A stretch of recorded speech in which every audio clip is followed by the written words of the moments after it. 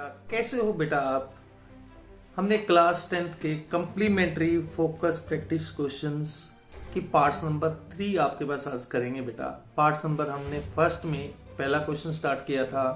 Part number 2 के अंदर second से 7th क्वेश्चन तक हमने किए थे बेटा। आज हम 8th से आपको क्वेश्चन स्टार्ट करेंगे और ज्यादा से ज्यादा बेटा आपके पास सब्सक्राइब करो, लाइक करो और मेरे को कमेंट करके बताओ कहाँ आपको इस में डाउट प्रॉब्लम आ रही है। हम डेली की एक एक वीडियो आपके पास भेजते रहेंगे। कोशिश करेंगे कि सारे के सारे चैप्टर्स और कम्प्लीमेंट्री और प्रैक्टिस क्वेश्चंस कंप्लीट हो जाएंगे। आज अब आपके पास क्या देखो, कम्प्लीमेंट्री फोकस प्रैक्टिस क्वेश्चंस में चैप्टर नंबर फर्स्ट में हमने बेटा आपके पास क्वेश्चन नंबर 7 हो गए थे, हमारे पास क्वेश्चन नंबर 8 कर ले हैं बेटा। आपके पास क्वेश्चन नंबर 8 में क्या है देखो, grow more plantations have a 2 rectangular field. 2 field दे रखे हैं आपके पास ऑफ द सेम विथ, उसकी विथ सेम दे रखी है, बट विथ का मतलब क्या होता है बेटा, ब्रेथ होती है जो सेम है, बट आपके पास लेंथ आर डिफरेंट।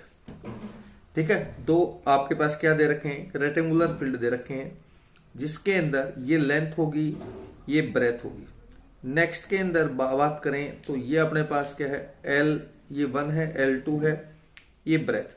दोनों की ब्रेथ क्या दे रखी है बेटा, सेम गिवन दे रखी है। ठीक है जी, सेम गिवन दे रखी है तो आपके पास क्या करेंगे बेटा, आगे क्वेश्चन पढ़ लेते हैं। क्वेश्चन में क्या कह रखा है, they are required to plant 84 trees in smaller field. जो आपके पास एक स्मॉलर है, एक लार्जेस्ट है। स्मॉलर के अंदर 84 ट्रीज दे रखे हैं and 231 trees in largest field, in both field, इन दोनों फील्ड की बात करता है। They tree will be plant in same number of rows, और इन दोनों फील्ड में क्या है, सेम नंबर ऑफ रोज हैं, बट आपके पास डिफरेंट नंबर ऑफ कॉलम्स हैं। यानी कि इसमें आपके पास जो रोज दे रखे हैं, रोज का मतलब क्या होता है बेटा, देखिए ये 2 फील्ड दे रखे हैं, ये रोज होते हैं आपके पास। वर्टिकली ये क्या होती है, वर्टिकली आपके पास रोज बोलते हैं, हॉरिजेंटली क्या होते हैं, कॉलम। ये आपके पास कॉलम क्या है, दोनों डिफरेंट है बेटा, पर रोज क्या है आपके पास सेम है, इसने ये क्वेश्चन में ये बोल रखा है। अब आपको क्या निकालना है, फर्स्ट पार्ट की बात करें, what is the most number of रोज। तो रोज निकाल दिए, दोनों सेम बोल रखे हैं तो नंबर ऑफ रोज क्या है, दोनों में सेम है। Plant in this arrangement show that your work, तो दोनों में सेम है तो इसका मतलब क्या निकालेंगे हम, HCF निकालेंगे। और HCF हम 2 मेथड से यूज कर सकते हैं। पहला मेथड है यूक्लिड, सेकंड मेथड है फंडामेंटल। यूक्लिड डिवीजन वाला आपके पास कर लेते हैं। तो यूक्लिड डिवीजन वाले में देखो 2 नंबर गिवन है, 231 एंड 84, ये गिवन कंडीशन के अंदर। तो इसमें लार्जेस्ट नंबर कौन सा होगा बेटा, 231 greater than 84। 231 is equal to 84, ये आपके यूक्लिड क्या थी बेटा, A is equal to B Q plus के आर। ए क्या होता था डिविडेंट, बी क्या होता है आपके पास डिवाइजर, क्यू क्या होता है क्वोशिएंट, आर क्या होता है बेटा रिमाइंडर होता है। तो 231 आपके पास ए क्या होगा, डिविडेंट होगा, 84 डिवाइजर होगा। इसको किससे मल्टीप्लाई करें, 2 से, और प्लस का कितना आ जाएगा बेटा 63, रिमाइंडर आपके पास ये आ गया। अब 84 को आपके पास ए की टर्म में लिखेंगे, 84 इज इक्वल टू 63 प्लस के 1 इंटू 1 सॉरी प्लस के 21। अब 63 को लिख लेते हैं बेटा, 63 को लिखेंगे 23 इंटू 3 प्लस के 0। जहां भी 0 आ जाए वो आपके पास HCF की वैल्यू क्या होती है बेटा, B होती है HCF, that is B is HCF। तो इसका जो HCF है वो क्या आ गया बेटा, 21 आ गया। तो नंबर ऑफ, यदि मैं आपके पास क्या है बेटा, नंबर ऑफ रोज की बात करूं दैट इज 21। अब हम ये तो एक मेथड है यूक्लिड वाला, दूसरा मेथड है फंडामेंटल वाला, वो मेथड भी कर लेते हैं आपके पास। दोनों मेथड्स डिफरेंट, आपके HCF सेम आएगा, दोनों डिफरेंट है बेटा मेथड्स। इसको पहले 2 से कर लेते हैं तो 21 आ गया, सॉरी 20 नहीं 42 आ गया, 42 आ गया, तो इसको 21 आ गया बेटा, 3 पे 7 और ये आपके पास 7 इंटू 1। नेक्स्ट में 231 पे करेंगे बेटा, देखो लास्ट में आपके पास 1 आ गया, तो 1 ये डिविजिबल नहीं होगा 2 से। लास्ट नंबर 1 है तो इसका एडिशन देख लेते हैं। एडिशन क्या आएगा, 2 प्लस 3 5, 5 प्लस 1 6, तो 6 किससे डिवाइड चला जाएगा 3 से, तो 3 7 से 21, 3 7 से 21, 7 11 इंटू 11 और 1, ये आ गया बेटा आपके पास। तो 84 इज इक्वल टू क्या लिख सकते हैं, 2 की पावर 2 इंटू 3 की पावर 1 इंटू 7। और 231 में क्या आ जाएगा बेटा, 231 में 3 इंटू 7 इंटू 11 आ जाएगा बेटा। देखो ये 3 की पावर 1 है, नेक्स्ट में 7 की पावर 1 है, तो इसका जो HCF आ गया वो क्या आ गया, 21 आ गया बेटा। देखो यूक्लिड वाले से भी सेम आएगा HCF और फंडामेंटल से भी HCF सेम आएगा। तो इसमें पहला इसने बोला है कि आपके पास नंबर ऑफ क्या निकालने हैं, नंबर ऑफ रोज। तो HCF क्या होगा इसका, क्योंकि दोनों में सेम था, number of rose in both rectangular field, both rectangular field.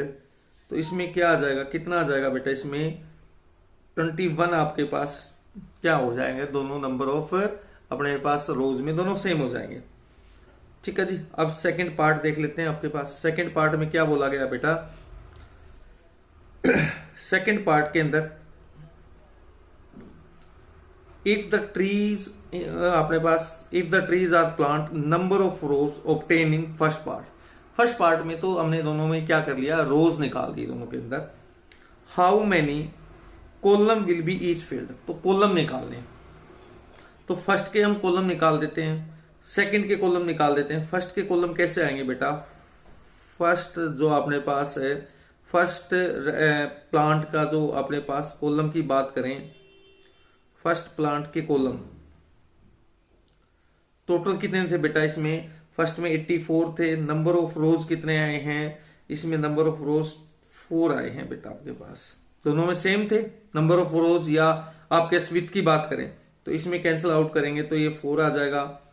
तो आपके पास क्या आ जाएगा बेटा, नंबर ऑफ कॉलम। फर्स्ट की बात करें, फर्स्ट जो आपके पास फील्ड था, फर्स्ट क्या था इसमें, फर्स्ट फील्ड था, फर्स्ट जो रेक्टेंगुलर फील्ड, फर्स्ट फील्ड की बात करें तो फर्स्ट फील्ड के अंदर कितने आ गए बेटा, फर्स्ट रेक्टेंगुलर फील्ड के अंदर आपके पास नंबर ऑफ कॉलम 4 आ गए। अब सेकंड की बात करें, सेकंड फील्ड के अंदर कॉलम की बात करें, कितने हैं बेटा, 231 है, तो 21 से डिवाइड कर देंगे, 21 1 जा 21, 21 1 जा 21।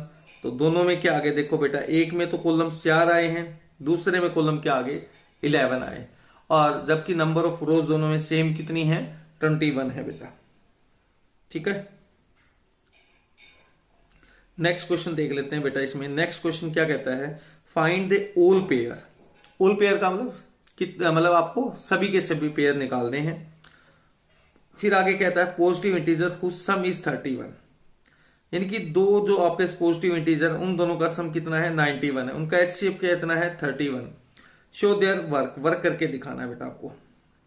ठीक है, कैसे करेंगे, let the two positive numbers, let the two positive numbers, क्या क्या मान लेते हैं बेटा, पॉजिटिव नंबर में x एंड y मान लेते हैं, दो पॉजिटिव नंबर्स। ठीक है जी। अब x and y positive number मान लिए, तो इनका HCF की बात करता है, वो HCF देख लेते हैं एक बार, कितना है, HCF 13 है बेटा। तो HCF 13 है, तो आपके पास क्या है, जो फर्स्ट नंबर हो जाएगा, यानी कि P इज इक्वल टू क्या नंबर हो जाएगा, 13 इंटू एक्स हो जाएगा, Q is equal to 13 into y. दोनों में क्या दे रखे हैं आपके पास, HCF दोनों में कॉमन है, तो 13 से मल्टीप्लाई करेंगे, ये भी 13 से होगा। अब इसमें जो आपके पास सम दे रखा है 91 होगा, तो 13x प्लस के 13y इज इक्वल टू किसके इक्वल दे रखा बेटा, 91 के। देखो इसमें दे रखा गिवन में स्टेटमेंट के अंदर, ये आपके पास देखो सम इसका कितना है, 91। आपको वर्क शो करना है, इन दोनों में कॉमन क्या है बेटा आपके पास, देखिए इन दोनों में कॉमन है 13 कॉमन है, x प्लस के y इज इक्वल टू 91। अब 13 से कैंसिल आउट हो जाएगा, x प्लस के y इज इक्वल टू 7।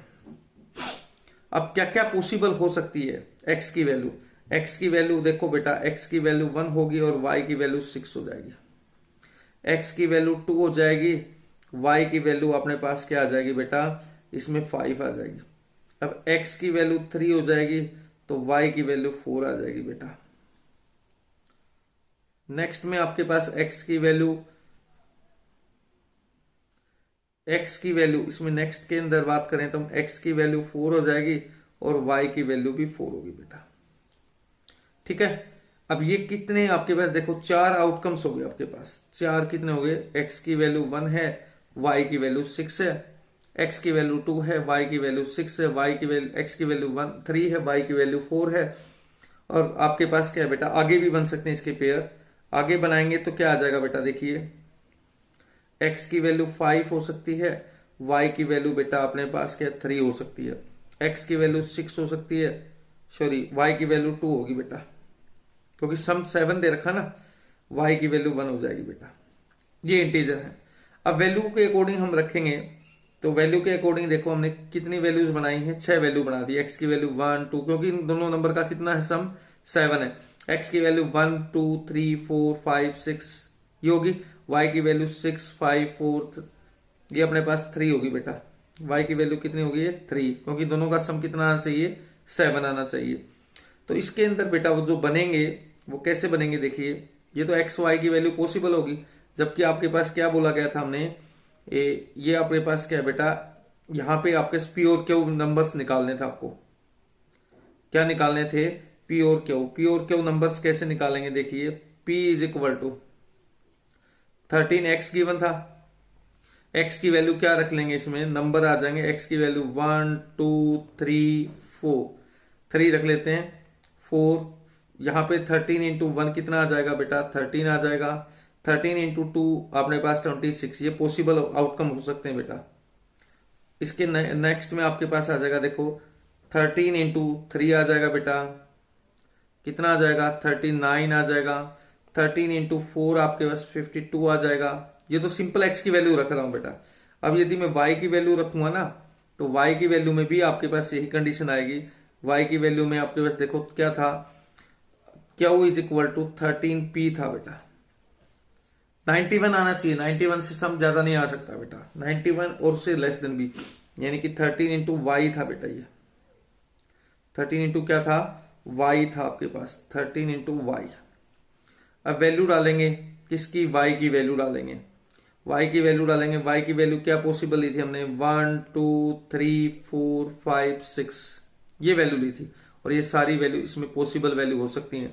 कैसे, x की वैल्यू 13 इंटू 1 13 आ जाएगा, सॉरी आपके पास क्यू की वैल्यू निकाल रहे हैं हम लोग, किसकी वैल्यू निकाल रहे हैं, क्यू की।